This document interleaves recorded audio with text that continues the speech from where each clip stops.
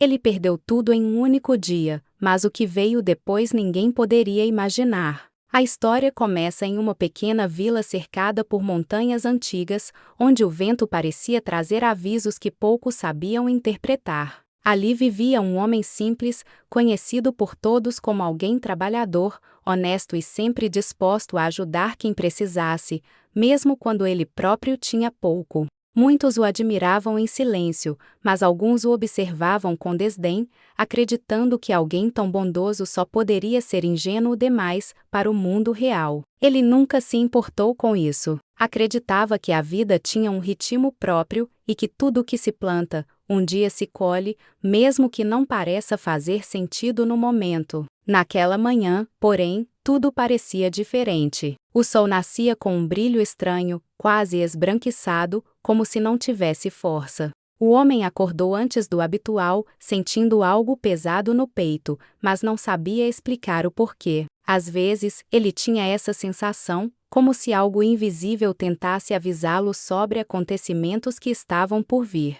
Ainda assim, levantou-se, colocou suas sandálias gastas e caminhou até o pequeno estábulo, onde mantinha seu bem mais precioso, o cavalo que tinha sido de seu pai. Um animal forte, dócil, que sempre esteve ao seu lado nos momentos mais difíceis. Era mais que o animal. Era memória, era herança, era companhia. Mas ao abrir a porta do estábulo, seu coração desabou. O cavalo não estava lá. As cordas estavam soltas, a madeira arranhada, e as marcas no chão indicavam que o animal havia fugido ou talvez alguém o tivesse levado. Por alguns segundos, ele ficou imóvel, tentando entender. O cavalo era tudo o que ele tinha. Era seu meio de transporte, sua ferramenta de trabalho, seu elo com o pai que já não estava no mundo dos vivos. Era mais do que uma perda material. Era uma perda que atravessava o peito como lâmina. Logo, vizinhos começaram a chegar, atraídos pela notícia que correu rápido, como sempre acontece em vilas pequenas. Alguns perguntavam se podiam ajudar. Outros apenas queriam ver a tragédia de perto. E como sempre acontece quando a desgraça visita alguém, surgiram os julgamentos. Uma mulher comentou que aquilo era resultado de descuido. Um homem disse que aquilo só acontecia a quem não cuidava bem de suas coisas. Alguém riu. E alguém murmurou que talvez fosse castigo por algo que ninguém sabia. Ele não respondeu a nada. Apenas respirou fundo. Sentia dor, claro, mas acreditava que julgar uma situação no momento em que ela ocorre é como cortar uma fruta ainda verde. O sabor nunca é o verdadeiro. Disse apenas uma frase que deixou todos desconfortáveis. Não sei se isso é bom ou ruim. Só sei que aconteceu. As pessoas franziram o rosto, achando que ele estava tentando parecer sábio, quando talvez estivesse apenas tentando esconder o desespero. Os dias seguintes foram pesados. Sem o cavalo, todo o trabalho ficou mais difícil. Ele precisava caminhar longas distâncias, carregando peso nas costas, e o corpo começou a sentir. Ainda assim, ele seguia firme, sem reclamar. Muitos observavam aquilo com curiosidade. Alguns esperavam vê-lo desabar. Outros, secretamente, admiravam sua capacidade de seguir sem se revoltar. Era como se ele enxergasse algo que mais ninguém conseguia ver.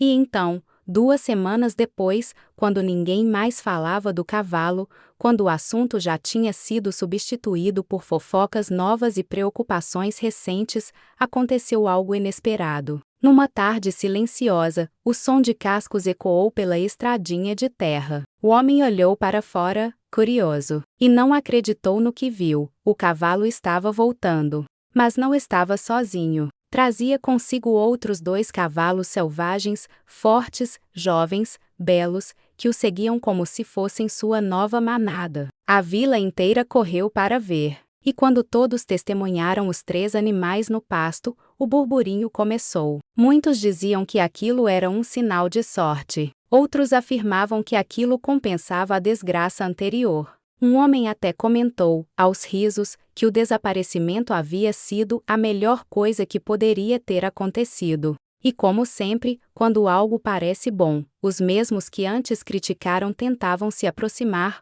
oferecer conselhos, sugerir ideias. O homem, porém, respondeu com a mesma serenidade: não sei se isso é bom ou ruim, só sei que aconteceu. Alguns ficaram irritados, achando que ele não sabia reconhecer uma benção quando ela aparecia claramente na sua frente. Mas ele não dizia aquilo por ingratidão. Dizia porque entendia que a vida nunca entrega o final no mesmo dia que entrega o começo. Nos dias seguintes, ele trabalhou duro domando os novos cavalos. Era perigoso, claro. Eles eram selvagens e fortes, e domá-los exigia coragem, calma e tempo. Muitos da vila iam observar, e alguns até comentavam que aquilo era arriscado demais para alguém sozinho. Mas ele não dava ouvidos. Sabia que nada de valor chega sem desafio. Um dos cavalos, o mais robusto, era também o mais temperamental. E num dia em que o vento soprava forte, o animal se assustou durante o treinamento, saltou, e o homem caiu com violência no chão. O som do impacto ecoou pela manhã. Ele gritou, e logo percebeu que sua perna estava quebrada. A dor era intensa, o corpo tremia, e o medo finalmente o alcançou. A vila novamente se reuniu, como se a vida daquele homem fosse um espetáculo constante. Alguns diziam que aquilo era castigo por ter ousado desafiar a natureza.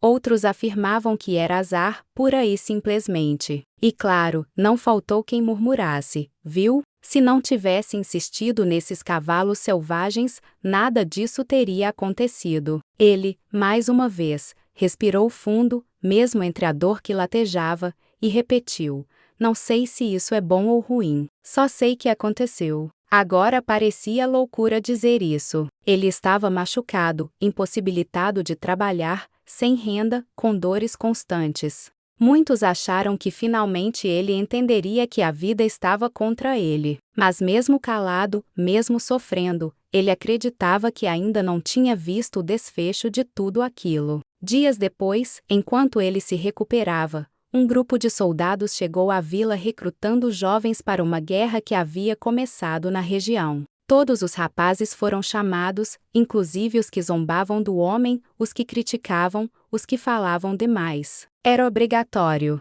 Quem pudesse andar, lutar e carregar armas teria de ir.